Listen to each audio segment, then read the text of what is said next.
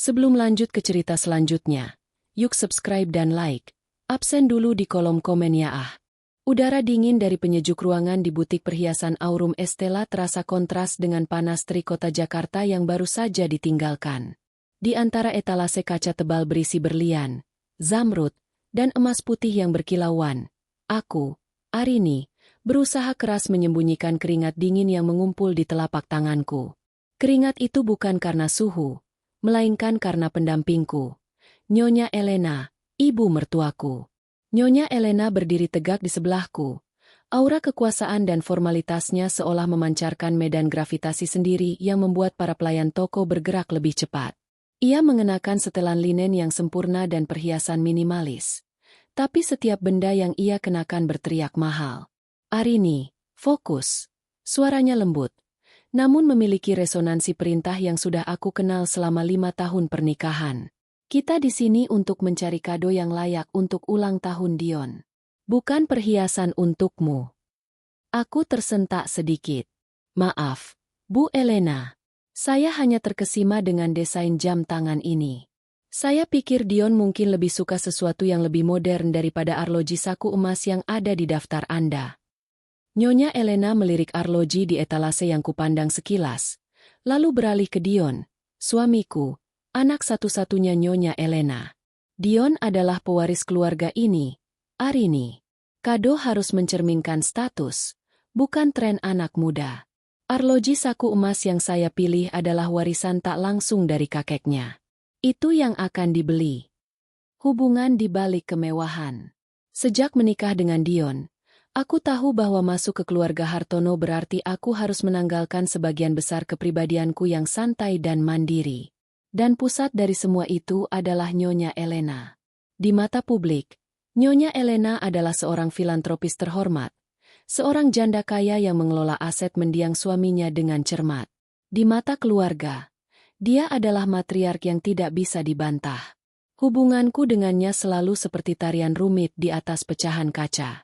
Kami bisa duduk berjam-jam dalam acara formal tanpa menyinggung topik personal yang berarti.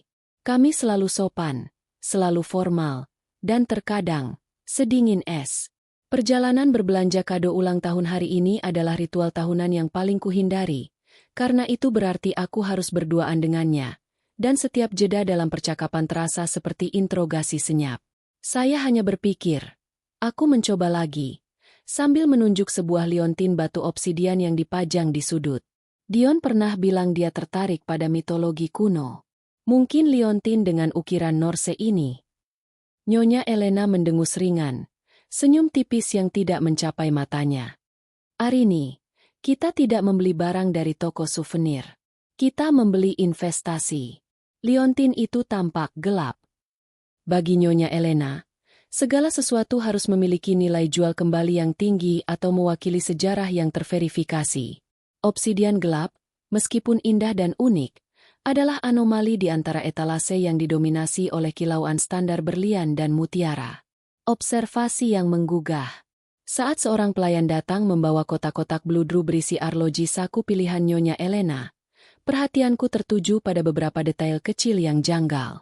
Jendela waktu yang ketat. Nyonya Elena berkeras bahwa kami harus menyelesaikan pembelian ini tepat pukul 10.15.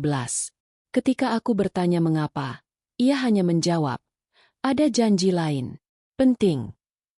Perhatian berlebihan. Meskipun dia tegas pada pilihannya, aku menyadari bahwa mata Nyonya Elena sesekali melirik ke arah pintu keluar dan kaca depan toko, seolah mengharapkan atau mencemaskan kedatangan seseorang. Kotak rahasia. Aku melihat ia memegang sebuah tas tangan kecil berbahan kulit buaya. Saat ia sedikit membukanya untuk mengeluarkan ponsel, aku menangkap sekilas adanya sebuah kotak kecil berwarna gelap, bukan dari bludru toko, yang tersembunyi di dasarnya. Kotak itu terlalu kecil untuk perhiasan, dan terlalu tebal untuk kartu. Tiba-tiba, Nyonya Elena beralih dari meja utama ke etalase di sudut paling sepi, tempat koleksi vintage dipajang. Tolong, Arini, katanya, suaranya sedikit lebih cepat dari biasanya. Lihatlah kalung mutiara yang dipajang di sana. Pastikan kualitas kilau mutiara laut selatan itu asli. Sementara itu, saya akan menyelesaikan administrasi pembayaran di kasir. Ini aneh. Nyonya Elena tidak pernah mendelegasikan verifikasi kualitas, terutama untuk barang mewah. Itu adalah caranya menunjukkan kontrol. Aku mengangguk, sedikit lega karena bisa menjauh dari matanya yang tajam. Aku berjalan ke sudut ruangan, fokus pada kalung mutiara putih yang memancarkan cahaya lembut. Mutiara-mutiara itu memang sempurna, tetapi pikiranku masih terbayang kotak kecil berwarna gelap di tas tangan Nyonya Elena, dan ekspresi cemas yang sesekali melintas di wajahnya. Saat aku mengangkat tangan, seolah hendak meminta pelayan mengeluarkan kalung itu dari etalase, aku merasa sebuah kehadiran yang tiba-tiba dan dingin di belakangku, seolah ada bayangan yang baru saja material dari udara tipis. Aku menoleh dan melihatnya. Seorang pria, tinggi, dengan mantel panjang berwarna arang yang tampak aneh di dalam ruangan ber-AC, berdiri terlalu dekat. Wajahnya tersembunyi dalam bayangan topi fedora yang diturunkan rendah. Ia tidak tampak seperti pengunjung toko, dan bahkan pelayan toko pun tidak memperhatikan kehadirannya yang mencolok. Dia hanya menatap ke arah tempat Nyonya Elena berdiri di dekat meja kasir. Lalu, dengan gerakan cepat yang tak terduga, dia mendekatkan bibirnya ke telingaku. Napasnya dingin dan berbau logam. "Hati-hati dengan mertuamu." Bisikannya adalah suara serak yang hampir tak terdengar di tengah musik klasik yang diputar toko. Dia sebenarnya itu. Sebelum dia bisa menyelesaikan kata terakhir, dia menarik diri secepat kilat. Ia berbalik, dan dalam 2 langkah panjang, ia sudah menghilang ke balik pilar display jam tangan besar, seolah-olah ia telah terhisap ke dalam lantai marmer. Aku membeku. Jantungku berdebar kencang, dan kini aku melihat jam tanganku. Waktu menunjukkan tepat pukul 10. Detik-detik mulai berjalan. Bisikan itu telah tertanam, dan sekarang, aku hanya bisa melihat Nyonya Elena di meja kasir. Wajahnya tampak tenang, kembali ke topeng formalitasnya. Siapa pria itu? Apa maksudnya? Aku melihat Nyonya Elena di seberang ruangan. Dia sedang memasukkan sesuatu ke dalam tasnya, sesuatu yang tampak seperti uang tunai dalam jumlah besar, dan memberikan senyum singkat kepada kasir. Ketegangan yang tadi hanya samar, kini berubah menjadi rasa takut yang tajam, seperti pecahan es yang tertelan. Aku tahu, setelah bisikan itu, 10 menit ke depan akan menjadi 10 menit yang paling aneh, paling menakutkan, dan mungkin paling mengungkapkan dalam hidupku. Dinding putih gading, cermin bevel, dan deretan perhiasan berharga yang terkurung dalam kaca tebal seolah-olah lenyap. Yang tersisa hanyalah dengungan suara serak dan dingin di telingaku, dan aroma samar mantel tua yang dipakai orang misterius itu. Dia sebenarnya itu. Kalimat terpotong itu melayang di udara, meninggalkan jeda yang mengerikan. Jeda itu dipenuhi dengan ribuan kemungkinan menakutkan tentang siapa Nyonya Elena sebenarnya. Agen ganda? Kriminal tersembunyi? Atau hanya seorang ibu mertua gila yang memiliki musuh konyol? Aku berbalik ke arah pilar tempat pria itu menghilang. Hanya ada refleksi ganda etalase dan beberapa bayangan panjang yang diciptakan oleh lampu sorot butik. Aku melangkah cepat, mengabaikan kalung mutiara yang harusnya kuperiksa. Di balik pilar, yang ada hanya lorong menuju ruang staf, terkunci rapat, dan sebuah kursi beludru kosong. Dia benar-benar hilang.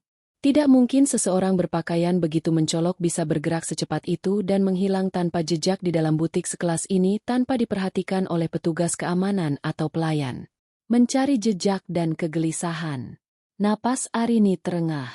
Aku berusaha mengatur napas, memaksa diriku terlihat normal sebelum Nyonya Elena melihatku.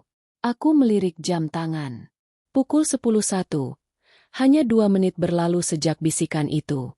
Waktu terasa melambat menjadi adukan bubur kental yang membuatku sulit bergerak. Aku berbalik, menyandarkan tubuhku ke etalase untuk menstabilkan diri, dan berpura-pura mengagumi anting-anting safir. Mataku secara otomatis memindai setiap wajah di dalam toko. Pelayan toko, 3 orang semuanya sibuk melayani atau membereskan display. Raut wajah mereka profesional, acuh tak acuh. Pasangan tua. Mereka tampak fokus berdebat tentang harga cincin kaktail kuno. Petugas keamanan. Dia berdiri di dekat pintu masuk. Matanya terpaku pada monitor kamera pengawas. Tidak ada yang bergerak mencurigakan. Tidak ada yang tampak mengenali pria misterius tadi. Aku merasa seperti satu-satunya orang yang berada dalam mimpi buruk yang terpisah dari realitas. Kenapa dia memilihku? Kenapa dia berbicara tentang Nyonya Elena? Aku menutup mata sejenak, mengingat bisikan itu. Suara itu terasa asing, namun ada nada mendesak yang menusuk. Itu bukan ancaman, itu adalah peringatan. Peringatan untukku, menantunya. Aku membuka mata dan segera kembali menatap Nyonya Elena, yang kini berjalan menuju ke arahku. Kembalinya Nyonya Elena. Wajah Nyonya Elena tampak seperti patung porselen yang sempurna, halus, terawat, dan tanpa ekspresi yang jelas. Jika dia baru saja terlibat dalam transaksi rahasia atau tindakan mencurigakan, tidak ada satupun garis di wajahnya yang mengkhianati hal itu.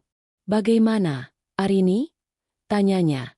Suaranya kembali ke intonasi yang biasa, formal, dan agak meremehkan. "Apakah mutiara Laut Selatan itu asli? Atau kamu terlalu lama terganggu dengan lamunan anehmu?" Aku menelan ludah, berusaha menyusun kata-kata yang netral. "Tentu, Bu Elena. Mutiara-mutiara itu memiliki luster yang baik, overtone yang halus, dan orientasi yang tampak padat. Sesuai dengan deskripsi Aurum Estella." "Bagus. Berarti kita tidak membuang waktu."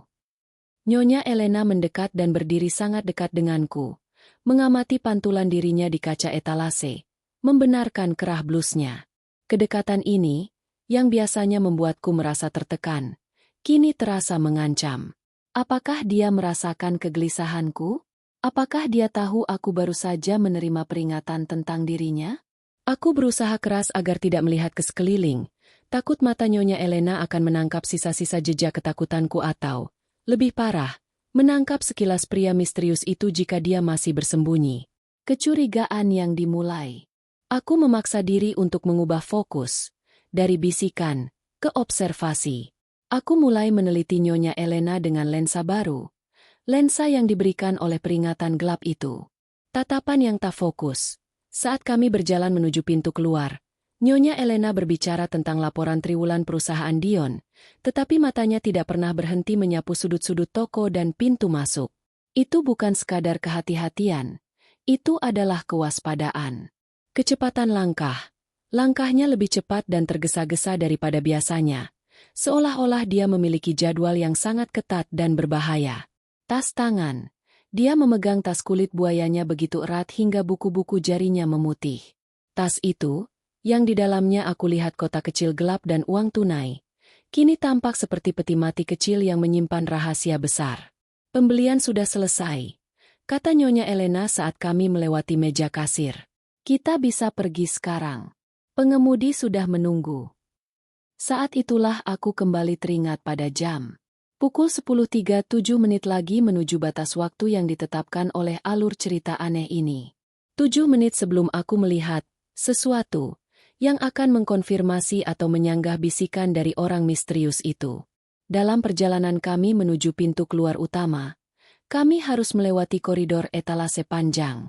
Tiba-tiba, Nyonya Elena tersandung sedikit, entah karena sepatunya terlalu tinggi atau karena dia terlalu terburu-buru, dan tas tangannya terlepas dari genggaman. Duk! Tas itu menghantam lantai marmer dengan suara keras.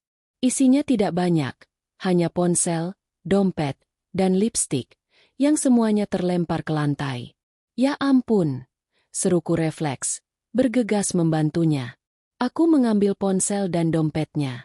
Lalu aku melihat kotak kecil yang kuamati sebelumnya. Itu terbuat dari bahan metal gelap, tidak berkilau, dengan engsel yang sangat kecil. Saat aku meraihnya, kotak itu sedikit terbuka karena benturan. Puncak bab, penemuan di lantai. Isi kotak itu bukan perhiasan, bukan obat-obatan, dan bukan uang. Di dalamnya, terlipat sangat rapi, terdapat secari kertas kecil yang permukaannya sangat halus. Aku hanya melihat sekilas, tetapi ada sesuatu yang tercetak di kertas itu. Sebuah simbol aneh yang menyerupai kombinasi antara elang yang sedang mencengkeram anak kunci, disertai 3 huruf Yunani kuno di bawahnya. Sebelum aku bisa mengidentifikasi lebih jauh, tangan Nyonya Elena mencengkeram pergelangan tanganku dengan kekuatan yang mengejutkan, bukan kekuatan seorang wanita parubaya, melainkan kekuatan seseorang yang terlatih. Jangan sentuh itu, Arini. Suaranya mendesis, rendah, dan benar-benar asing. Ekspresinya saat ini tidak lagi formal. Itu adalah ekspresi panik murni, yang langsung digantikan oleh kemarahan sedingin es. Dia merebut kotak metal itu, menyembunyikannya kembali ke dalam tas dengan tergesa-gesa. Dalam sepersekian detik, dia kembali menjadi Nyonya Elena yang tenang, hanya saja napasnya sedikit memburu. "Terima kasih atas bantuannya," katanya. Suaranya sudah kembali normal. "Tapi jangan pernah menyentuh barang pribadi saya tanpa izin. Itu pelajaran dasar etika." Wajahnya pucat, tetapi tidak ada yang bisa melihatnya selain aku. Kami melanjutkan perjalanan keluar. Pukul 10:03:45. Bukan hanya bisikan yang mengganggu, tetapi rahasia yang ia sembunyikan di lantai butik perhiasan mewah itu yang membuat ketakutanku semakin nyata. Simbol elang dan anak kunci itu berputar-putar di benakku, mengkonfirmasi bahwa Nyonya Elena menyembunyikan sesuatu yang jauh lebih besar daripada sekadar urusan keluarga biasa. Kami meninggalkan butik Aurum Estela. Udara pusat perbelanjaan yang ramai dengan hiruk-pikuk pengunjung akhir pekan tiba-tiba terasa seperti penjara kaca. Setelah insiden tas jatuh, suasana di antara kami berdua berubah drastis. Nyonya Elena berjalan sedikit di depan. Langkahnya gesit dan terkunci. Aku tertinggal beberapa langkah, berusaha mencerna semua informasi yang baru saja menyerbu indraku. Internal monolog, mencari kewarasan, peringatan, simbol, kekuatan tak terduga. Aku menggosok pergelangan tanganku yang masih terasa panas akibat cengkeraman Nyonya Elena. Kekuatan itu sungguh tidak masuk akal. Nyonya Elena adalah wanita berusia 50-an dengan gaya hidup yang tampak hanya melibatkan kegiatan amal, arisan sosialita, dan mengelola portofolio. Namun, cengkeraman tangannya tadi terasa seperti kawat baja. Aku memejamkan mata sejenak, menghela napas. "Hati-hati dengan mertuamu. Dia sebenarnya itu. Apakah dia seorang mata-mata? Anggota kultus rahasia? Penyelundup?" Simbol elang mencengkeram anak kunci dengan 3 huruf Yunani kuno. Apakah itu lambang perkumpulan? Aku harus segera mencari tahu. Namun, yang lebih mendesak adalah waktu. Aku melihat jam tanganku lagi. Pukul 10:05. 5 menit tersisa hingga momen kunci yang dijanjikan oleh bisikan misterius itu. Aku harus tetap dekat dengannya, mengamati setiap gerakan, tanpa terlihat sedang menyelidiki. Menyusun strategi, memancing informasi. Kami mencapai area lobi utama tempat deretan mobil mewah sudah menunggu pengemudi masing-masing. Disinilah mobil Hartono, sebuah limousine hitam, sudah menanti. Saat kami berjalan, aku memutuskan untuk memancing Nyonya Elena, mencari kontradiksi atau keretakan dalam ceritanya. "Bu Elena," aku memulai dengan nada polos, berusaha terdengar seperti menantu yang peduli. "Saya melihat tadi Anda terlihat sangat tergesa-gesa. Apakah ada janji mendesak hari ini?" Nyonya Elena berhenti sejenak di dekat kolom marmer yang besar.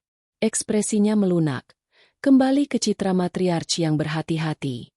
"Tentu saja, Arini. Sebagai kepala keluarga, ada banyak hal yang harus saya urus. Ini terkait dengan donasi yang harus segera ditransfer ke yayasan amal di luar kota. Sesuatu yang sangat sensitif dan memerlukan persetujuan pribadi saya segera." "Oh, begitu," kataku, mengangguk seolah menerima. "Yayasan mana, Bu? Saya rasa saya belum pernah mendengarnya." "Itu adalah yayasan baru untuk anak-anak kurang mampu di daerah pedalaman. Urusan sosial, Arini. Itu bukan urusan bisnismu." Kontradiksi pertama. Nyonya Elena selalu menekankan transparansi dalam urusan amal keluarga Hartono. Yayasan baru dan rahasia tidak sesuai dengan citranya. Dan jika ini hanya masalah transfer bank, mengapa dia harus berada di lokasi terpencil dalam waktu sesingkat itu? Perdebatan kecil tentang masa lalu. Aku tahu aku harus menekan lebih jauh, membelokkan perhatiannya dari masa kini yang mencurigakan ke masa lalu yang stabil. "Saya jadi ingat," kataku, menunjuk ke toko barang antik di seberang lobi. Beberapa waktu lalu Dion bilang dia menemukan foto lama Anda saat kuliah. Katanya, Anda dulunya aktif di klub panahan, padahal sekarang Anda terlihat tidak menyukai olahraga. Aku sengaja memilih detail kecil dan terkesan pribadi. Aku mencari reaksi yang tidak konsisten. Nyonya Elena tersenyum, tetapi matanya mengeras. Panahan? Itu hanya kegiatan konyol sesaat saat remaja. Saya sudah lama melupakan hal-hal seperti itu. Dion terlalu banyak berimajinasi. Reaksinya berlebihan. Kebanyakan orang akan tertawa kecil dan mungkin berbagi anekdot. Nyonya Elena justru menolak kenangan itu dengan dingin. Kontradiksi kedua. Penolakan total terhadap masa lalu yang tidak berbahaya. Mengapa menyangkal hal yang sepele kecuali masa lalu itu menyimpan sesuatu yang lebih besar dari sekadar panahan? Lagi pula, Arini, lanjut Nyonya Elena. Suaranya mengandung nada peringatan yang lebih jelas. Kamu menghabiskan terlalu banyak waktu untuk merenungkan masa lalu yang tidak relevan. Fokuslah pada peranmu saat ini. Kamu adalah menantu keluarga Hartono. Itu yang penting. Dia menatapku tajam. Tatapan itu menembus pertahananku. Seolah dia tahu bahwa aku tidak hanya menanyakan tentang panahan atau yayasan amal. Dia tahu aku sedang mengujinya. Jam terus berdetak. Kami kini berada tepat di depan pintu putar yang akan membawa kami keluar ke area drop-off. Di luar, aku bisa melihat mobil kami sudah siap. Pukul 10.06 tinggal 4 menit. Aku harus membuat keputusan. Diam dan ikut pulang. Atau mempertaruhkan segalanya untuk melihat apa yang akan terjadi pada menit ke-10. Jika aku pulang, bisikan itu akan menjadi misteri yang menghantui. Dan Nyonya Elena akan lolos dengan rahasianya. Jika aku tetap tinggal, aku berisiko menghadapi kemarahan Nyonya Elena, atau bahkan bahaya yang mungkin menyertai rahasia gelapnya. Aku melihat kembali ke Nyonya Elena. Dia sudah mengeluarkan ponselnya dan mengetik pesan dengan sangat cepat. Wajahnya tegang, dan dia tampak tidak peduli lagi dengan citra publiknya. Dia sedang dalam mode operasi. Tiba-tiba, dia menyelesaikan pesannya, memasukkan ponselnya, dan menoleh ke arahku. Supir sudah menunggu. Katanya, kamu bisa pulang sekarang. Arini, saya baru ingat. Saya perlu mengambil satu dokumen penting di kantor manajemen mal. Itu hanya akan memakan waktu 2 menit.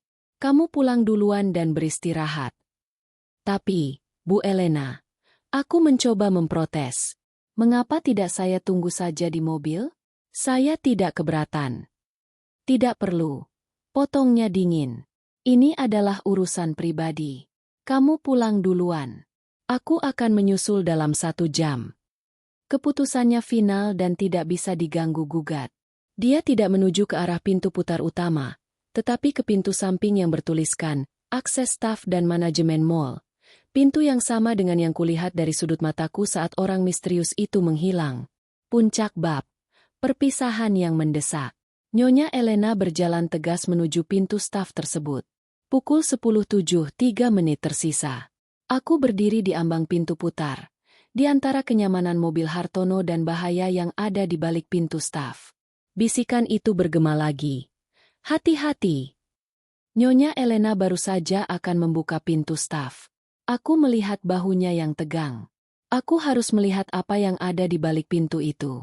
Bisikan, simbol, dan kepanikan Nyonya Elena membuktikan bahwa di sana ada sesuatu yang jauh lebih menarik daripada dokumen manajemen. Aku mengambil keputusan mendadak. Aku tidak akan pulang. Baik, Bu Elena, kataku, meninggikan suara sedikit agar dia bisa mendengarku tanpa berbalik. Hati-hati di jalan. Saya akan mampir ke toko buku sebentar sebelum dijemput lagi. Saya lupa membeli majalah yang direkomendasikan Dion. Dia hanya melambaikan tangan tanpa menoleh. Sebuah anggukan singkat, yang merupakan izin bagiku untuk menghilang.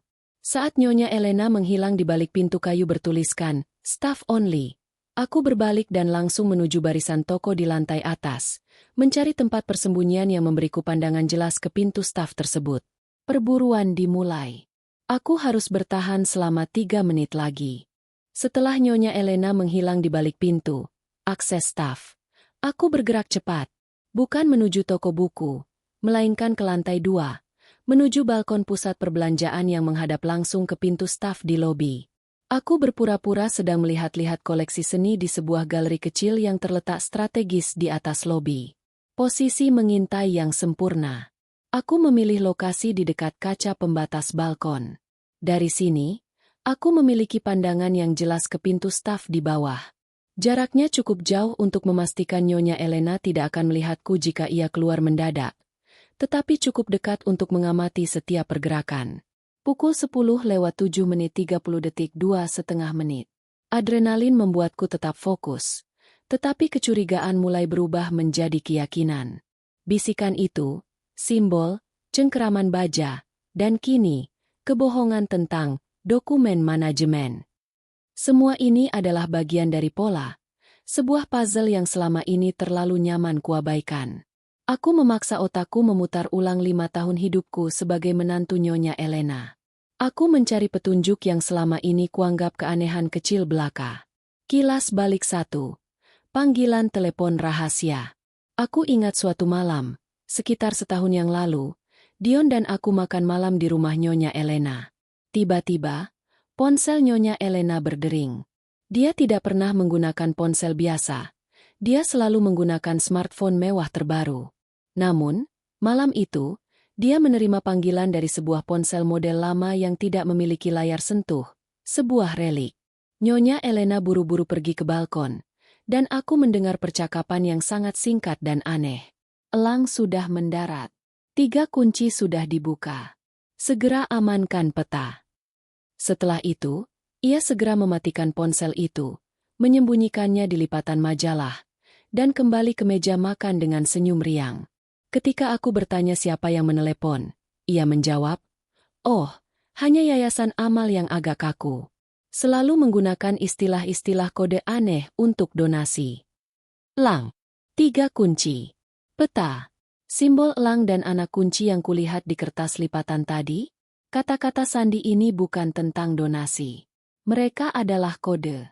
Kilas balik 2. Pengetahuan tak terduga. Dion adalah seorang eksekutif di perusahaan konstruksi keluarga, dan sering menangani proyek rahasia yang sensitif. 6 bulan lalu, Dion sedang stres berat karena masalah geological survey yang salah di lokasi proyek terpencil di Kalimantan. Itu adalah informasi yang sangat rahasia, hanya diketahui oleh Dewan Direksi Inti.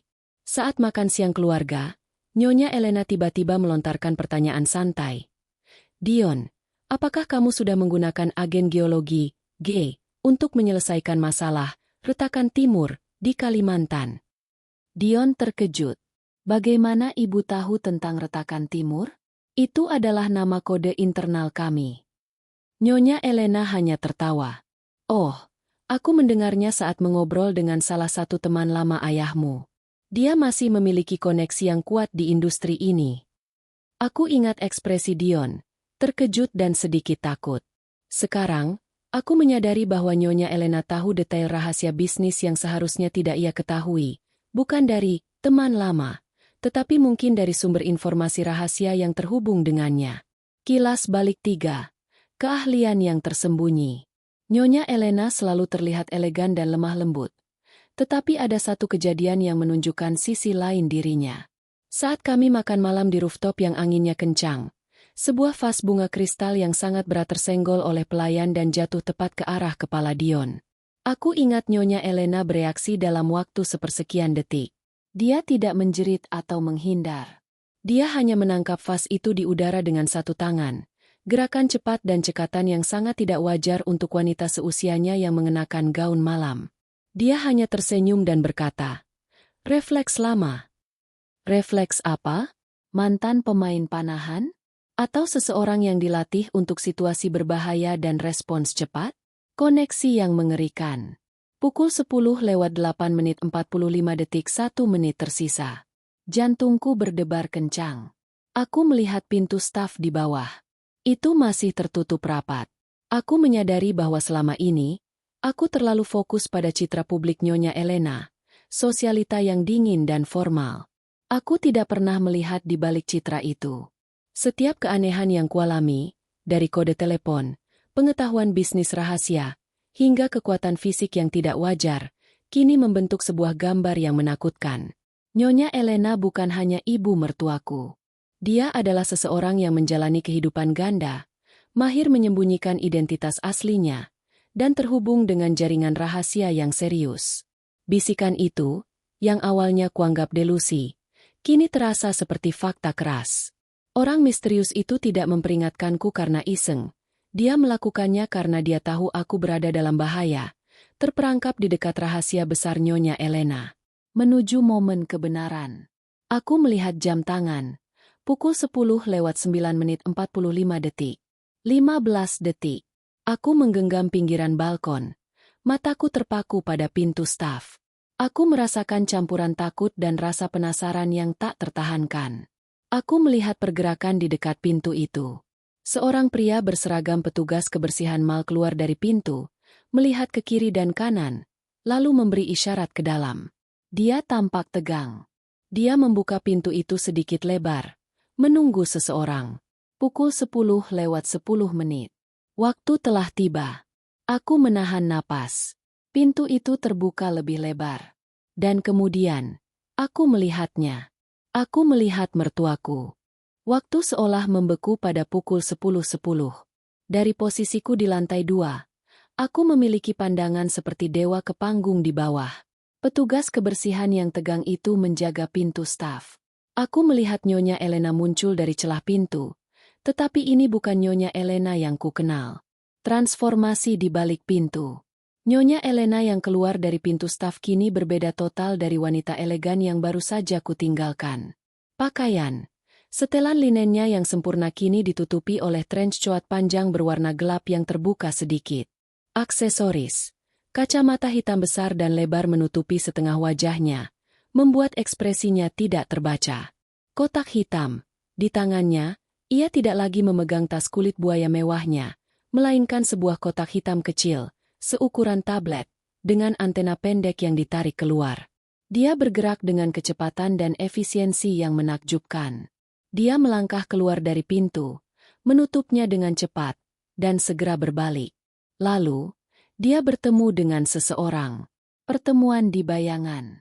Bukan hanya satu orang, tetapi 3 orang yang muncul dari bayangan koridor sepi di sebelah area drop-off, sebuah area yang jarang dilalui pengunjung.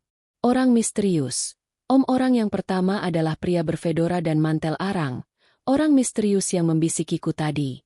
Dia tampak lebih besar, lebih mengancam di luar ruangan. Sosok bisnis. Orang kedua adalah seorang pria parubaya, mengenakan setelan jas bisnis mahal, tetapi terlihat gelisah dan pucat. Wanita tangan kanan. Orang ketiga adalah seorang wanita muda, berpakaian kasual tetapi mata dan gerak-geriknya sangat tajam, seolah dia adalah pengawal terlatih. Tidak ada sapaan, tidak ada basa-basi. Ini adalah pertemuan bisnis yang mendesak, atau lebih tepatnya, sebuah serah terima. Nyonya Elena berhenti di depan kelompok itu. Dia tidak menunjukkan rasa hormat atau ketakutan kepada mereka. Sebaliknya, ia tampak memimpin. Aku melihat Nyonya Elena menggerakkan bibirnya. Walaupun aku tidak mendengar suaranya, bahasa tubuhnya sangat jelas. Dia memberikan perintah. Dia menyerahkan kotak hitam kecil di tangannya kepada sosok bisnis yang pucat. Sosok bisnis itu dengan gemetar membuka kotak itu sebentar, melihat isinya, lalu mengangguk panik. Momen kebenaran yang mengejutkan. Saat sosok bisnis itu hendak memasukkan kotak hitam ke dalam tasnya, aku melihat orang misterius, Om, yang tadi membisikiku, tiba-tiba bergerak. Om itu maju, tidak menatap sosok bisnis, tetapi menatap Nyonya Elena. Aku yakin dia mengucapkan sesuatu yang tajam atau mengancam. Dan disinilah, di bawah terik lampu lobi, di menit ke-10, aku melihat hal yang benar-benar menjungkir balikan duniaku. Nyonya Elena, ibu mertuaku yang formal dan lemah lembut, bereaksi dalam sekejap. Dia tidak berteriak. Dia tidak meminta bantuan. Aku melihat mertuaku menarik sebilah pisau lipat kecil dengan sarung metal dari pergelangan tangan kirinya, sebuah pisau yang tersembunyi dengan sempurna, dan menodongkannya tepat di bawah dagu orang misterius itu. Gerakannya sangat cepat, mulus, dan terlatih. Itu bukan gerakan amatir. Itu adalah gerakan seorang profesional. Wajah orang misterius itu membeku. Nyonya Elena, dengan pisau lipat yang memantulkan cahaya di tangannya, berbicara dengan tenang. Aku tidak mendengar kata-katanya, tetapi aku melihat bibirnya bergerak. Sesuatu yang dingin. Sesuatu yang final. Orang misterius itu mundur. Tangannya terangkat dalam isyarat menyerah. Dia tampak lebih ketakutan daripada sosok bisnis yang memegang kotak gelap tadi. Dia tahu Nyonya Elena tidak main-main. Nyonya Elena tidak hanya mengendalikan situasi, dia mendominasi situasi itu. Wanita tangan kanan itu segera mengambil orang misterius dan sosok bisnis itu, mendorong mereka menjauh dari Nyonya Elena ke arah koridor. Nyonya Elena hanya berdiri di sana, mengawasi, hingga mereka benar-benar menghilang. Setelah memastikan tidak ada yang melihat, dia membersihkan pisau itu dengan sapu tangan kecil dan menyembunyikannya kembali ke lengan bajunya. Keputusan dan konfirmasi. Pukul 10.11 momen itu selesai. Nyonya Elena, dengan napas tenang, berbalik, melepaskan kacamata hitamnya, mengungkapkan mata yang keras dan dingin, dan kembali ke pintu staf. Dalam sedetik, dia menghilang ke dalam koridor. Mungkin untuk menukar kembali pakaiannya menjadi menantu yang sopan. Aku berdiri di lantai atas. Seluruh tubuhku gemetar. Aku tidak peduli lagi apakah ada yang melihatku. Bisikan itu. Hati-hati dengan mertuamu. Dia sebenarnya itu. Aku sekarang tahu kelanjutan kalimat itu. Meskipun aku tidak memiliki kata-katanya. Dia adalah seorang pemimpin sindikat. Seorang agen yang sangat terlatih. Atau seorang bos kriminal yang menyamar sebagai sosialita. Petunjuk-petunjuk itu bukan lagi keanehan. Itu adalah bukti. Elang dan kunci.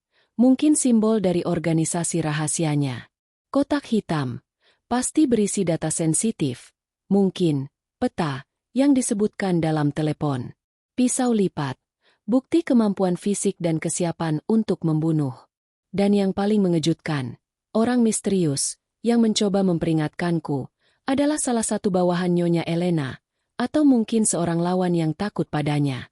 Nyonya Elena adalah bahaya itu sendiri, dan dia tahu aku ada di dekatnya. Aku harus cepat. Nyonya Elena akan kembali dalam 1 jam, dan aku tidak punya banyak waktu untuk mencari tahu apa yang harus kulakukan sebelum dia kembali ke rumah dan kembali mengenakan topengnya. Aku segera bergegas turun dari balkon. Langkah selanjutnya. Mencari Dion. Aku harus tahu seberapa jauh suamiku terlibat dalam rahasia mengerikan ibunya. Aku bergerak cepat keluar dari pusat perbelanjaan, berbaur dengan keramaian akhir pekan. Aku tidak menggunakan mobil keluarga Hartono yang seharusnya menungguku.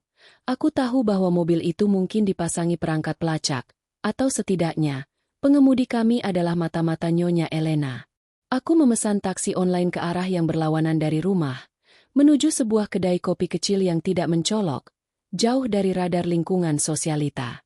Duduk di kursi belakang taksi, jantungku masih berdebar kencang, dan tanganku gemetar hebat. Pisau lipat. Perintah. Dominasi. Nyonya Elena yang kutahu adalah sebuah ilusi yang dibentuk dengan hati-hati. Nyonya Elena yang kulihat 10 menit yang lalu adalah predator yang dingin. Upaya menghubungi Dion. Hal pertama yang harus kulakukan adalah menghubungi Dion, suamiku. Aku harus tahu seberapa dalam dia terlibat.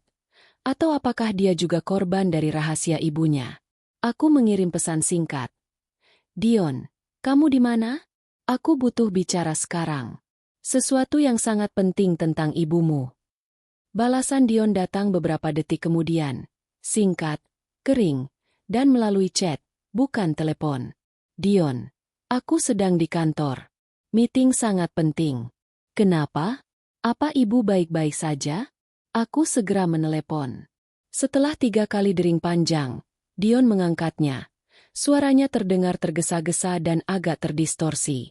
Ya, Arini, cepat. Aku benar-benar harus masuk meeting ini. Dion, aku melihat ibumu di mal tadi, kataku, berusaha menstabilkan suaraku. Dia bertemu dengan orang-orang aneh. Ada pisau, Dion, dan kode-kode. Apa ibumu terlibat dalam sesuatu yang berbahaya? Ada keheningan panjang di ujung telepon. Keheningan itu bukanlah kebingungan. Itu adalah kehati-hatian. Arini, kamu pasti salah lihat, jawab Dion. Suaranya mendadak tenang, terlalu tenang. Ibu baru saja mengurus transfer amal. Kamu tahu kan, dia sering bertemu dengan berbagai jenis orang. Kamu terlalu banyak menonton film. Sayang, jangan cemas. Pulang saja dan istirahat. Tapi Dion, aku melihatnya. Dia menodongkan pisau ke seseorang. Dan tasnya, aku melihat ada simbol elang dan anak kunci.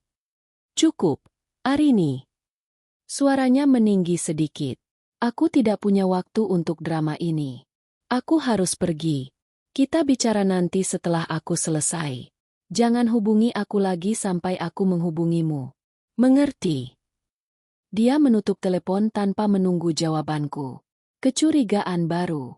Telepon itu meninggalkan rasa pahit di mulutku. Dion tidak terkejut. Dia tidak panik. Dia hanya menolak dan mengabaikan. Ini menimbulkan kecurigaan baru dan yang paling menyakitkan. Apakah Dion tahu? Atau lebih buruk, apakah dia melindungi rahasia ibunya? Aku menyadari bahwa aku tidak bisa mempercayai Dion, setidaknya untuk saat ini. Aku sendirian dalam investigasi ini. Aku harus mencari kebenaran tentang simbol itu. Penyelidikan simbol rahasia. Taksi berhenti di depan sebuah kedai kopi. Aku masuk, memesan kopi, dan segera menyalakan laptopku. Aku harus mencari makna dari simbol yang kulihat. Elang mencengkeram anak kunci, di bawahnya terdapat 3 huruf Yunani kuno. Aku memasukkan serangkaian kata kunci ke mesin pencari. Simbol elang anak kunci organisasi rahasia. Kelompok rahasia Yunani elang kunci. Huruf Yunani 3 elang. Awalnya, hasilnya adalah campuran dari lambang Freemasonry, logo universitas, dan klub-klub kuno yang tidak relevan. Aku mempersempit pencarian, fokus pada kelompok-kelompok yang beroperasi secara subrosa dan memiliki koneksi historis, karena Nyonya Elena sangat terikat pada warisan dan kualitas. Setelah 10 menit pencarian intens, sebuah hasil muncul yang membuat seluruh bulu kuduku berdiri. Itu adalah sebuah artikel yang dipublikasikan di sebuah forum tertutup tentang teori konspirasi dan perkumpulan bayangan. Judul artikel, The Aegis Key, Symbols of the Elang dan 3 Delta. Aku mengeklik tautan itu. Gambar yang muncul di layar laptopku membuatku hampir menjatuhkan cangkir kopi. Itu adalah gambar yang diblur, tampak seperti stempel kuno, dan simbolnya identik dengan yang kulihat di kertas lipatan metal Nyonya Elena. Elang yang mencengkeram anak kunci, dan 3 huruf Yunani di bawahnya adalah Delta, Lambda, dan Sigma. Kebenaran terungkap. Aegis Key. Aku membaca deskripsi dalam artikel itu dengan napas tertahan. The Aegis Key, atau kunci perisai, adalah lambang yang konon digunakan oleh sebuah jaringan bawah tanah global yang dikenal sebagai The Triumvirate. Jaringan ini bukanlah kelompok teroris atau kartel obat bius biasa. Mereka adalah broker informasi, penyelundup aset sejarah, dan manipulator pasar gelap dengan klien yang terdiri dari oligarki, diktator, dan kolektor kaya. Misi mereka adalah mengontrol informasi dan barang-barang yang memiliki nilai historis atau strategis yang sangat tinggi.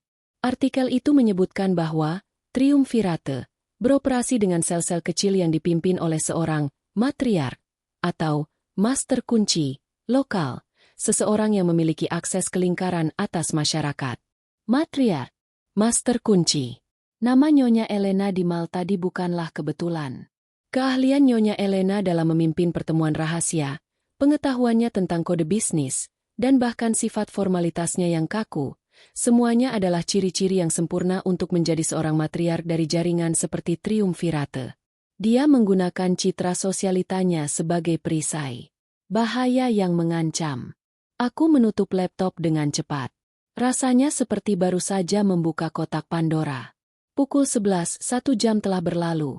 Dan Nyonya Elena mungkin sudah kembali ke rumah, kembali menjadi ibu mertua yang dingin namun tidak berbahaya. Aku sekarang memiliki 3 kebenaran yang menakutkan. Nyonya Elena adalah seorang agen rahasia atau pemimpin sindikat kejahatan global. Orang misterius itu adalah bawahan yang tidak loyal atau lawan yang ingin menjatuhkannya. Dan dia ingin aku tahu. Dion kemungkinan besar tahu atau terlibat dalam tingkat tertentu, dan dia memilih untuk menutupinya. Aku berada di rumah tangga yang penuh kebohongan, dan rahasia yang kumasuki tidak hanya mengancam perkawinanku, tetapi juga nyawaku. Aku tidak bisa langsung pulang. Aku harus mendapatkan bukti fisik lain sebelum kembali ke kandang singa. Aku harus menemukan kotak hitam dari insiden di toko perhiasan itu, kotak yang menyimpan peta atau data penting yang membuat Nyonya Elena begitu tergesa-gesa. Aku memutuskan langkah selanjutnya. Aku harus mencari Dion dan mendapatkan akses ke kantornya. Setelah mendapatkan informasi mengerikan tentang The Triumvirate dan Aegis Key, aku tahu aku tidak bisa pulang ke rumah Hartono yang mewah dan penuh jebakan itu. Aku harus mencari bukti fisik yang bisa kulindungi, atau setidaknya memvalidasi kecurigaanku kepada Dion. Aku meminta taksi menuju kantor Dion di gedung pencakar langit Hartono Group, memberitahu resepsionis bahwa aku ingin mengejutkan suamiku dengan makan siang. Mencari Dion dan alasan. Di lantai eksekutif yang tenang dan berlapis karpet tebal, aku disambut oleh asisten Dion, Clara, yang tampak terkejut melihatku. "Selamat siang, Bu Arini." Bapak Dion sedang meeting darurat. Dia berpesan tidak boleh diganggu. Aku tahu, Clara. Potongku dengan nada yang kupaksakan terdengar seperti seorang istri yang marah dan kesal, bukan seorang penyelidik. Dia membatalkan makan siang kita lagi karena meeting darurat. Aku akan menunggu di kantornya sampai dia selesai. Tolong siapkan kopi. Clara yang enggan akhirnya mengizinkanku masuk. Kantor Dion adalah ruangan luas dengan pemandangan kota yang menakjubkan. Aku berdiri di sana, melihat tumpukan dokumen rahasia perusahaan di meja kacanya, dan merasakan dilema yang menusuk. Apakah pria yang berbagi hidup denganku selama 5 tahun ini adalah suamiku, ataukah bagian dari jaringan gelap ibunya? Aku duduk di sofa, memasang ekspresi bosan menunggu, sementara dalam hati, aku mulai menyisir ruangan. Aku mencari petunjuk sekunder, telepon rahasia, dokumen yang mencurigakan, atau salinan simbol elang dan kunci. Aku tidak menemukan apapun yang jelas. Dion sangat rapi, atau mungkin dia sangat berhati-hati. Setelah 45 menit, pintu kantor terbuka, dan Dion masuk. Wajahnya terlihat lelah, tetapi matanya memancarkan kemarahan dingin. "Aku pikir aku sudah bilang aku sedang sibuk," katanya. Suaranya tenang, tetapi ada nada baja di dalamnya. "Aku harus bicara," kataku, langsung ke intinya. Aku berdiri, memastikan kontak mata. Aku tidak salah lihat di Mal. "Dion, ibumu adalah..." Aku berhenti, ragu apakah harus menggunakan istilah matriark triumvirate atau tidak. Aku memilih konfrontasi tak langsung. "Ibumu terlibat dalam hal yang sangat berbahaya, dan aku melihatnya. Dengan pisau, konfrontasi dan gaslighting." Dion berjalan ke mejanya, melepas jasnya. Dia mengambil air minum dan berdiri membelakangiku. "Arini, dengarkan aku baik-baik," katanya. Suaranya kini kembali lembut, tetapi terdengar sangat manipulatif. "Aku tahu kamu sedang stres. Ulang tahunku, tekanan dari ibu, mungkin kamu terlalu lelah. Ibumu hanya bertemu dengan petugas keamanan mal dan dia mungkin memegang gantungan kunci, bukan pisau. Kamu salah menginterpretasikan situasi." Dia mencoba teknik gaslighting, manipulasi psikologis, membuatku meragukan ingatan dan kewarasanku. "Jangan perlakukan aku seperti orang bodoh, Dion." Aku menekan. Aku melihatnya dengan mata kepalaku sendiri. Dan aku melihat simbol aneh di tasnya. Aku sudah mencari tahu. Itu bukan urusan amal biasa. Ini adalah sindikat rahasia. Bukan. Dion akhirnya berbalik, dan kali ini, matanya tidak lagi dingin. Mereka gelap dan serius. Dia berjalan mendekat, dan duduk di pinggir meja, menatapku dari atas. "Sindikat." Dia tertawa pendek, tanpa humor. "Kamu membuat cerita yang fantastis. Dengarkan aku. Itu adalah hal yang sangat sensitif, yang melibatkan politik perusahaan dan keamanan aset. Ibu tidak ingin publik tahu tentang beberapa musuh lama yang dia hadapi. Dia hanya berusaha melindungi kita, Arini." Itu saja. Melindungi kita dengan pisau. Itu adalah pertahanan diri. Dia dilatih untuk itu. Dion menghela napas panjang, seolah dia baru saja mengungkapkan beban berat. Dia dilatih dalam bela diri di masa mudanya. Itulah panahan yang kamu sebutkan. Itu hanyalah cara dia bersiap menghadapi dunia yang kejam. Dia adalah wanita yang kuat. Kamu harus bangga padanya. Ancaman terselubung. Dion tiba-tiba meraih tanganku, dan matanya kini menampakkan campuran keprihatinan dan ancaman. Aku mencintaimu, Arini. Tapi aku tidak akan membiarkan kebohongan kecil ibu merusak reputasi keluarga. Dan aku tidak akan membiarkanmu merusak segalanya karena imajinasimu. Dia meremas tanganku dengan erat, kekuatan yang mengingatkanku pada Nyonya Elena. Kamu harus melupakan apa yang kamu lihat. Lupakan bisikan bodoh di toko perhiasan. Jika kamu mencoba mencari tahu lebih jauh, kamu akan membahayakan dirimu sendiri, dan lebih penting, kamu akan membahayakan keselamatan kita semua. Ancaman itu jelas. Itu bukan hanya ancaman untuk keselamatan fisikku, tetapi juga ancaman terhadap nasibku dalam keluarga. Aku harap kamu mengerti, katanya, melepaskan tanganku. Aku adalah suamimu. Dan aku memintamu untuk tutup mulut. Sekarang, aku akan menelepon pengemudi untuk membawamu pulang. Beri aku waktu, dan aku akan menjelaskan semuanya nanti, setelah semuanya aman. Dion pergi ke meja dan mengangkat telepon, memanggil supir. Aku menyadari bahwa Dion tidak akan pernah memberitahuku kebenarannya. Dia telah memilih sisi ibunya. Dia adalah bagian dari selubung rahasia itu. Petunjuk yang tersisa. Saat Dion berbicara di telepon, aku mengamati meja kopi tempatku duduk. Aku ingat apa yang Nyonya Elena ambil dari tasnya di mal. Uang tunai di kasir dan kotak metal di lantai. Kotak metal itu pasti sudah diserahkan di mal. Tetapi uang tunai itu? Tiba-tiba, mataku tertuju pada sebuah majalah bisnis yang terlipat di bawah setumpuk laporan keuangan di meja Dion. Itu adalah majalah standar. Tetapi saat aku menariknya keluar dengan gerakan cepat saat Dion sibuk menelepon, aku merasakan ada ketebalan yang tidak wajar di bagian tengah majalah. Saat Dion menyelesaikan teleponnya, aku membalik majalah itu ke pangkuanku. Dion tersenyum dipaksakan. Pengemudi akan segera tiba. Pulanglah, sayang. Percayalah padaku. Aku membalas senyumnya, sambil merasakan sesuatu di dalam lipatan majalah itu. Aku menyadari bahwa uang tunai yang kulihat di kasir toko perhiasan itu mungkin bukanlah untuk membayar perhiasan. Itu adalah uang operasional Nyonya Elena. Dan Dion, yang tampaknya mengurus keuangannya, mungkin adalah orang yang menyediakannya. Aku berdiri, pura-pura merapikan pakaianku, dan berbisik dalam hati, aku tidak percaya padamu. Aku keluar dari kantor Dion dengan tangan kosong, tetapi dengan satu pengetahuan pasti. Suamiku terlibat dalam jaring ibunya, dan dia tidak akan mengeluarkanku. Sebaliknya, dia akan mengunciku di dalamnya.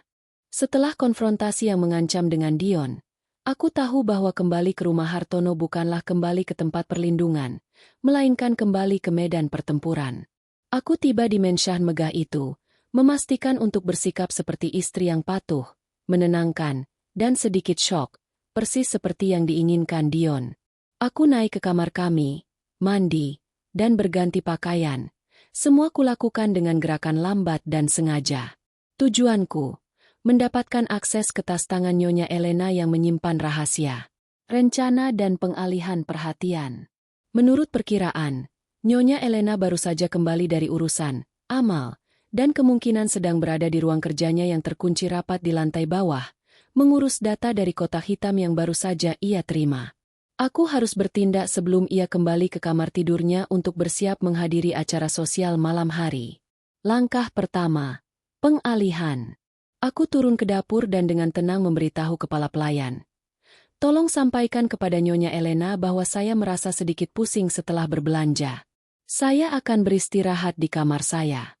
Tapi, bisakah Anda membawakan teh herbal khusus dari ruang penyimpanan pribadinya di ruang kerja? Ini adalah jebakan ganda. Pertama, pesan itu mengonfirmasi bahwa aku sakit dan tidak berbahaya, di mata pelayan, dan Nyonya Elena. Kedua, Nyonya Elena sangat posesif terhadap ruang kerjanya. Dia pasti akan beranjak dari aktivitasnya untuk mengeluarkan teh itu sendiri, atau setidaknya dia akan mengawasi pelayan yang melakukannya, yang berarti ia akan sibuk di lantai bawah. Setelah memastikan Nyonya Elena kemungkinan besar sedang teralihkan, aku segera naik kembali. Infiltrasi dan keamanan tingkat tinggi. Kamar tidur Nyonya Elena berada di ujung koridor yang berlawanan dari kamar kami. Aku bergerak cepat, tetapi dengan keheningan maksimal. Pintu kamarnya tidak terkunci, sebuah kesombongan kepercayaan diri Nyonya Elena. Dia tidak pernah mengira ada orang di rumah itu yang akan berani melanggar privasinya. Aku masuk. Kamarnya adalah perwujudan kemewahan minimalis, didominasi warna abu-abu keprakan dan krem. Aku langsung menuju kamar ganti. Tas kulit buaya yang ia pegang di mal tergeletak begitu saja di atas meja rias antik. Nyonya Elena jelas tidak mengira bahwa rahasianya akan terancam di rumah sendiri. Aku mendekati tas itu, merasakan jantungku berdentum di telingaku. Aku membuka tas itu dengan hati-hati. Di dalamnya, tidak ada yang aneh. Dompet, kunci mobil, lipstik mahal, dan kartu identitasnya. Aku mencari kotak metal itu, tetapi kotak itu sudah tidak ada. Dia pasti sudah menyimpannya di ruang kerjanya. Namun, di saku zip kecil di bagian dalam tas, aku menemukan dua benda yang sangat penting. Sarung pisau lipat. Sarung kecil dari kulit dengan pengait metal, dirancang untuk melilit pergelangan tangan, persis tempat pisau lipat itu ditarik Nyonya Elena di mal. Pisau itu sendiri sudah hilang, tetapi sarungnya adalah bukti bahwa pisau itu adalah bagian dari perlengkapan rutinnya. Kertas lipatan kedua. Selembar kertas persegi yang sangat kecil, dilipat berkali-kali. Ini bukan kertas dari toko perhiasan, tetapi memiliki tekstur yang sama dengan kertas simbol yang kulihat. Aku membuka lipatan kertas itu dengan tangan gemetar. Penemuan kode dan lokasi. Kertas itu berisi tulisan tangan yang sangat rapi, dalam bahasa Indonesia yang formal, tetapi penuh kode. Kontrak pemasok. Jalur Delta. Titik temu. AE3102. Ambil uang tunai dari loker 38. Kode verif. 763. Sertifikasi diperlukan. Batas waktu. Pukul 18 waktu Indonesia Barat. Analisis cepat di tempat. Jalur Delta. Delta ini adalah salah satu dari 3 huruf Yunani yang kulihat pada simbol triumvirate. Ini pasti nama dari operasi atau cabang khusus. AE3102. Ini terdengar seperti kode lokasi. Karena AE mungkin merujuk pada Aurum Estela, toko perhiasan, atau tempat yang mirip. Mungkin ini adalah nomor lantai dan ruangan tertentu yang sering ia gunakan untuk transaksi. Loker 38. Kode verif. 763 sedih ini adalah instruksi untuk mengambil uang tunai. Ini menguatkan dugaanku. Uang tunai di kasir tadi adalah untuk operasional, bukan pembayaran perhiasan. Aku menyadari bahwa kertas ini adalah instruksi lanjutan untuk pertemuan yang ia hadiri di mal tadi, atau pertemuan berikutnya. Batas waktu pukul 18 WIB berarti ia memiliki janji lain segera, hanya beberapa jam dari sekarang. Petunjuk tambahan dan alarm. Saat aku hendak mengambil foto kertas itu dengan ponselku, mataku menangkap detail terakhir di meja riasnya. Sebuah kotak perhiasan antik terbuka. Di dalamnya, alih-alih perhiasan, terdapat setumpuk kartu akses yang terbuat dari logam tipis dengan chip tertentu. Aku meraih kartu akses teratas. Kartu itu dingin dan berat, tidak memiliki label, tetapi di sudutnya terdapat ukiran samar, 3 huruf Yunani, The Triumvirate. Tiba-tiba, sebuah suara yang sedingin es menusuk keheningan ruangan. Aku ingin tahu apa yang kamu cari, Arini. Aku terlonjak kaget. Nyonya Elena berdiri di ambang pintu kamar ganti. Dia tidak kembali ke ruang kerjanya. Dia tahu aku akan mencoba mencari tahu. Matanya yang tajam menatapku. Dan dia tidak lagi mengenakan topeng ibu mertua. Wajahnya keras dan tanpa ampun. Aku masih memegang kartu akses dan kertas kode di tanganku. Aku tertangkap basah. Bu Elena. Aku tergagap, berusaha menyembunyikan barang-barang itu. Saya mencari aspirin. Saya pikir Anda menyimpannya di sini. Nyonya Elena tersenyum, senyum yang tidak menenangkan. Kamu mencari aspirin di tas tangan dan kotak perhiasanku? Plot yang lemah. Arini. Dia melangkah maju dengan tenang, seolah dia sudah merencanakan skenario ini. Aku tahu kamu melihatku di mal. Dan aku tahu kamu tidak akan percaya pada Dion. Tapi sekarang, kamu sudah menyentuh barang-barangku. Barang-barang yang seharusnya tidak boleh kamu sentuh. Matanya menyipit. Kamu membahayakan dirimu sendiri. Arini, jika kamu tidak mengembalikan apa yang kamu ambil itu sekarang, dan melupakan semua yang kamu lihat, aku akan memastikan bahwa kamu tidak akan pernah melihat Dion lagi. Itu bukan ancaman, itu kepastian. Ancaman itu diucapkan dengan keheningan yang lebih menakutkan daripada teriakan. Aku kini berada di hadapan musuh, dan dia tahu aku memiliki kuncinya. Ruangan itu terasa mencekik. Cahaya matahari sore yang masuk melalui jendela kamar Nyonya Elena tidak mampu menghangatkan suasana yang beku oleh ancaman. Nyonya Elena berdiri di depanku. Sosoknya kini tampak monumental, bukan sebagai ibu mertua, tetapi sebagai hakim dan algojo.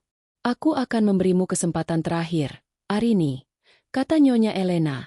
Suaranya tenang, namun memiliki ketajaman yang mematikan. Berikan padaku. Sekarang.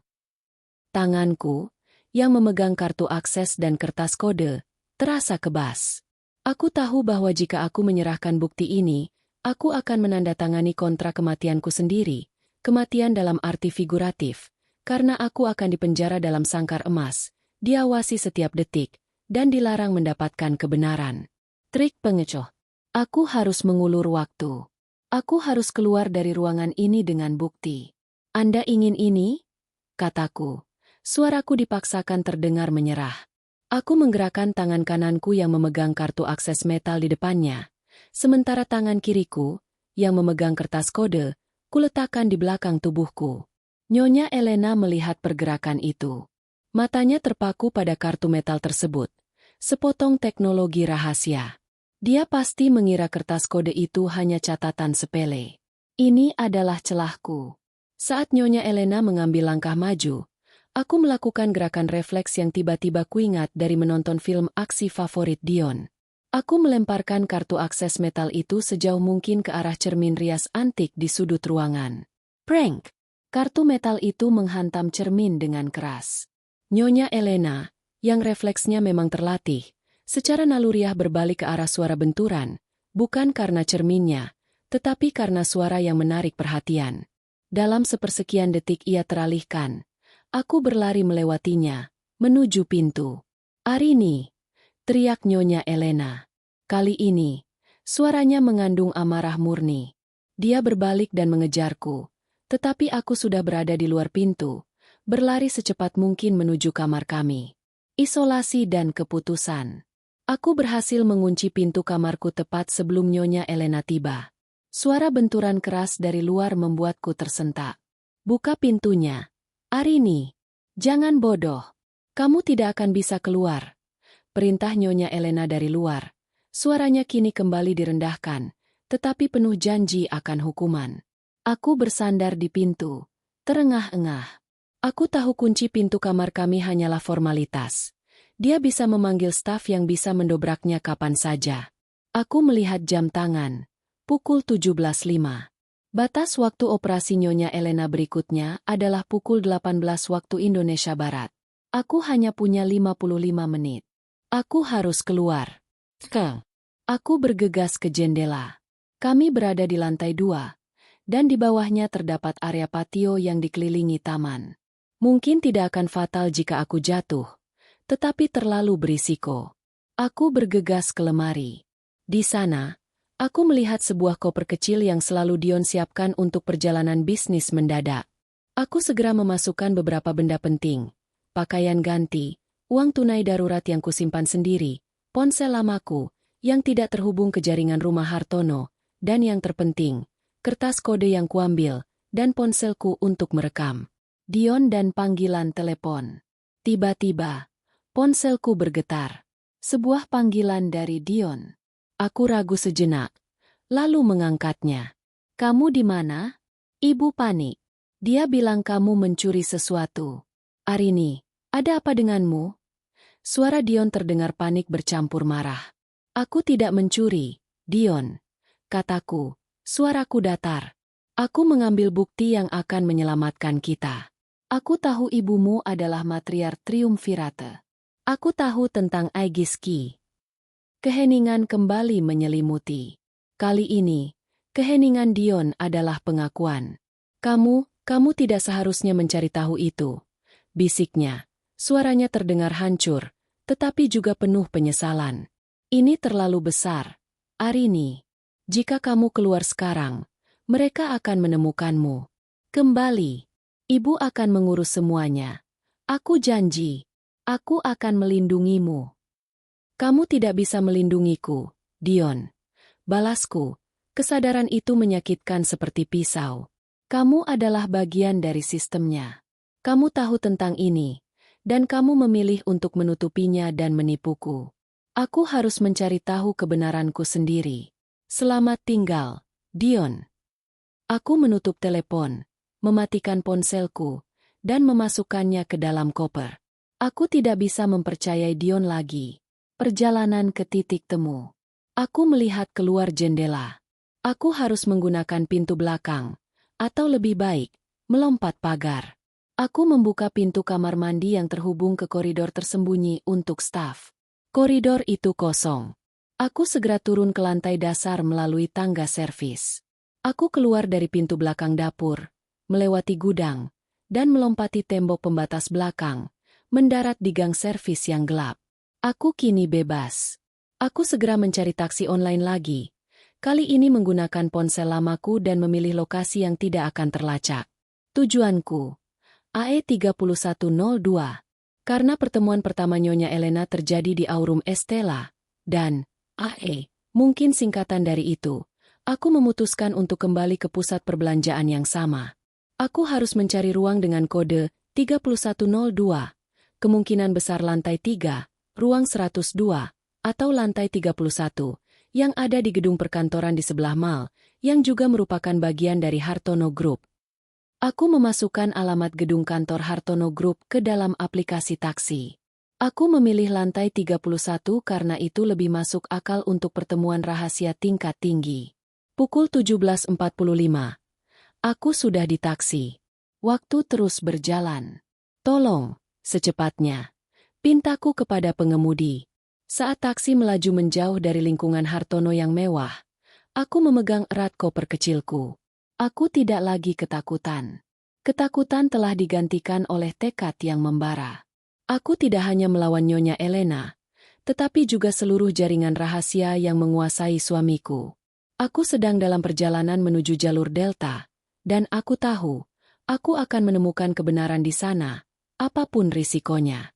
Taksi berhenti di depan gedung perkantoran Hartono Group, yang bersambungan dengan pusat perbelanjaan tempat insiden perhiasan terjadi.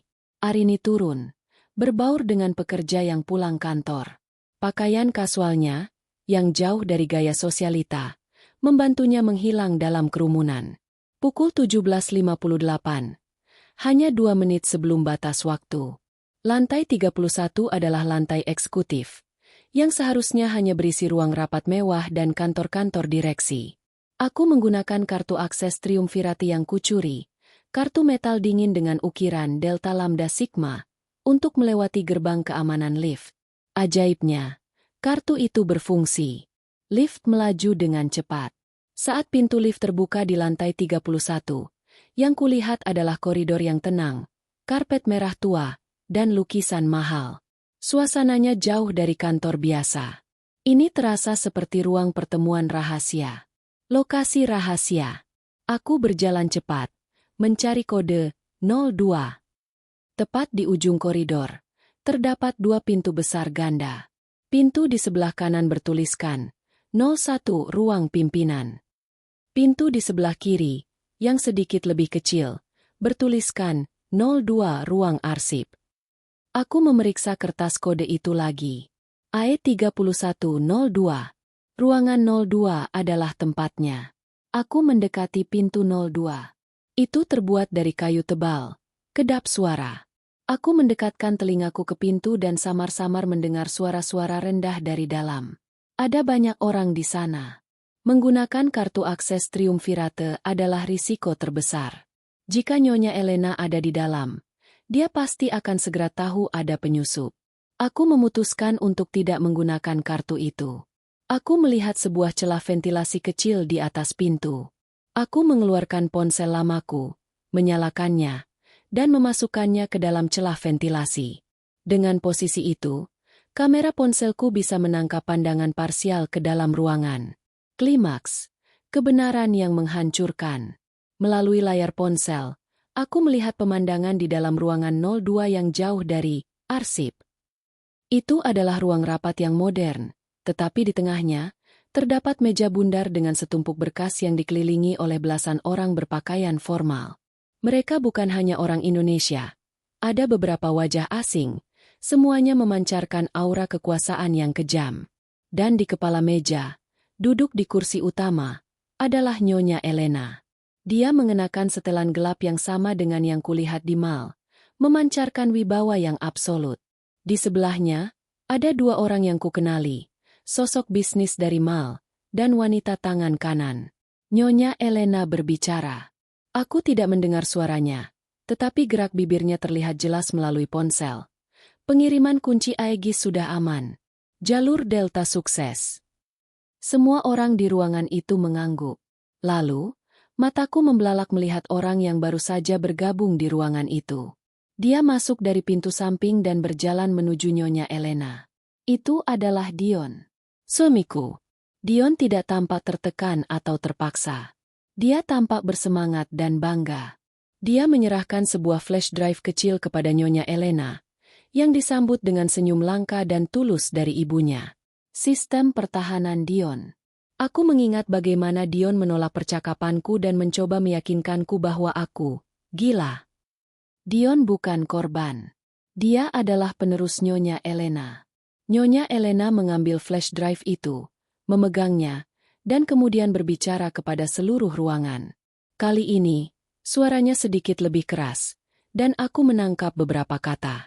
Tuan X akan mendapatkan asetnya malam ini. Tapi sebelum itu, ada masalah internal. Arini telah melihat terlalu banyak, dan dia mengancam untuk mengungkap semuanya. Siapa yang bertanggung jawab untuk memastikan dia tidak pernah bicara lagi? Semua mata di ruangan itu beralih ke satu arah. Dion. Dion mengangguk tegas. Matanya keras. Saya yang akan mengurusnya. Bu. Dia tidak akan menjadi masalah lagi. Pelarian dan kelanjutan. Aku menarik ponselku keluar dari lubang ventilasi. Tubuhku dingin. Tidak mampu lagi merasakan takut. Hanya sakit hati yang menusuk. Bisikan di toko perhiasan itu kini lengkap. Hati-hati dengan mertuamu. Dia sebenarnya itu. Bos sindikat Triumvirate. Dan suamimu adalah tangan kanannya. Aku tidak hanya menemukan rahasia, tetapi juga pengkhianatan yang paling mendalam. Dion akan mengurusku. Tiba-tiba, suara alarm tipis berdengung dari pintu 02. Nyonya Elena, yang memang cerdik, pasti telah memasang alat pendeteksi pergerakan di dekat ventilasi atau mendeteksi sinyal ponselku. Aku segera berbalik dan berlari secepat mungkin menuju tangga darurat. Aku berhasil mencapai tangga. Aku mendengar langkah kaki berat di koridor saat aku menuruni anak tangga dengan tergesa-gesa. Penutup. Titik balik.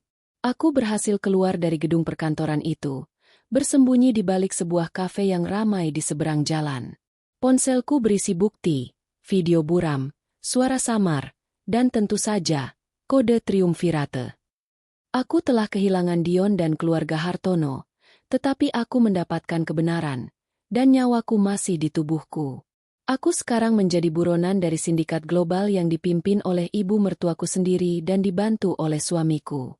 Malam itu, di kegelapan kota, aku duduk, sendirian, melihat ke atas ke jendela lantai 31 gedung Hartono Group.